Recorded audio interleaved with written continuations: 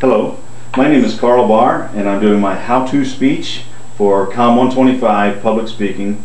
I'm here at my sister-in-law's dining room. We're going to show our audience real quick and make sure that we have our required number of people here.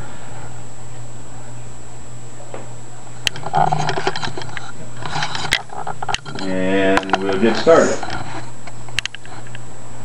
Thank you for coming to my speech about how to buy a laptop computer. Have you ever started your computer up and then had to go run around the block and come back and take a shower and get a cup of coffee and sit down, and it finally pops up the screen where you log in? It took that long to start. Or you have the dying laptop syndrome where the computer is just doing its own thing. It's on, but sometimes it shows a black screen with the pointer and nothing else. Sometimes it shows what you want it to, and so on. Or you're attached to your desk with this huge desktop computer, and what you really want to do is go out on the porch and use a portable computer to do your farm bill and make sure that your crops aren't dying. That's important to people. So it's necessary sometimes to have a laptop computer. However, going to buy one is confusing and difficult to find because there's so many on the market. Did you know that Best Buy has over 800 computers on their website? Laptop computers. Walmart has over 300 laptop computers on their website. Staples has over 80 on their website. So which one is the right one? It's no different when you go in the store, because when they have them lined up and you walk around looking at them and they all look the same from the outside. So what's the big deal? What's the difference?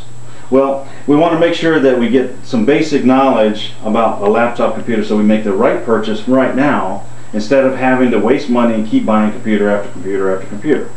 Okay? So there are 4 basic classes of computers, and in these classes they're based on size. The first is a netbook. It's small, it's 7 to 13 inches. It's great for email and internet surfing and so on. Next comes the ultralights, which are what CEOs use, doctors. So they sacrifice capability and power for being light. Then comes the mainstream computer, which is basically what all of us are looking for because we're the mainstream people. It has everything we need in it, and it does what we want it to do, so it's called a mainstream computer. The fourth class is the desktop replacement, and it's anything with 17 inches or larger screen size. 17 inches is pretty big, and I've seen them up to 21 inches. That's not very portable. It's made to replace a desktop. It's made for intense graphic capabilities such as gaming or CAD, AutoCAD, doing drafting and stuff on a computer. So let's take a look at what's inside a computer, because if you know a little bit about what's in the computer and have some knowledge about it, you'll be equipped to be able to make a wiser purchase. The first thing we need to consider is a screen size. Now, this is the first laptop that I ever had, and this is heavy. This is about a 12-inch screen. It's small. It's something that is, you can see it, but if you had to do detailed work on it, it would be kind of small. It would be difficult. The more modern mainstream computers are more like this. They're the 17 or 14.9, 15.9, 15.6 screen sizes. That's what we're looking for. Okay? So not only are we looking for the right screen size, but we're looking for the right resolution. Let me put this back over here out of the way real quick. We're looking for something that's clear and bright so that it gives you a bright picture right away. Next to the screen size and resolution, let's assume we want a 15.6 inch computer, and we're looking for the processor now. The CPU, the main part of the computer, the brain, is important, and we are looking to have something that's going to do the work. I recommend the Intel i5 or i7 processor. These are the newest, the 2nd generation processors. They're fast. They have 4 thoughts. So they can process 4 thoughts or 4 threads at a time, so it's fast. It's efficient as far as power. It also maintains the temperature of the computer a lot cooler than the older processors do. You've been burnt with a laptop on your lap, I'm sure. Okay, this is important. Next, we want to consider the hard drive.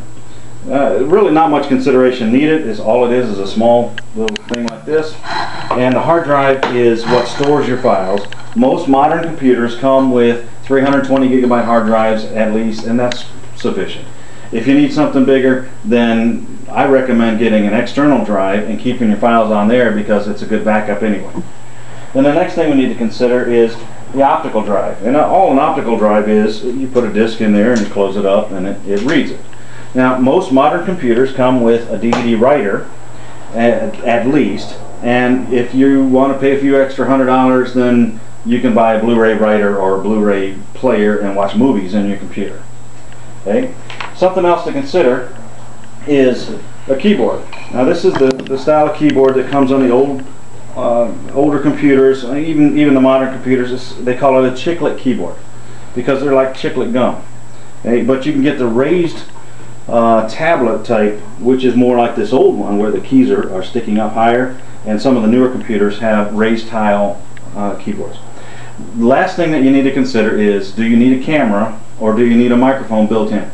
These older computers have neither, and you want to get a camera if you're going to be doing Skype or video chats or anything like that. You want a microphone because Windows 7 has built-in word recognition or voice recognition, so that you can now take what you have from your voice and you can dictate to it. You can actually control the computer with Windows 7. So these are some basic things that we need to look at in order to make a decision on which one do I buy. And it all depends on your needs. But now that you have this knowledge, you have a tool to use, but it doesn't help you solve the problem. The problem now is in your hands, and you have to do the research and find out which one you want, which type you want, how big of a hard drive do you need, what kind of capabilities does it have. Once you do your research and go buy the right laptop now, it's going to last you for a few years, and you won't have to replace it next year when it's all worn out. You won't have to be sitting there waiting on the computer. The computer's going to be waiting on you. So let's get out there and buy the right laptop computer. Thank you for listening.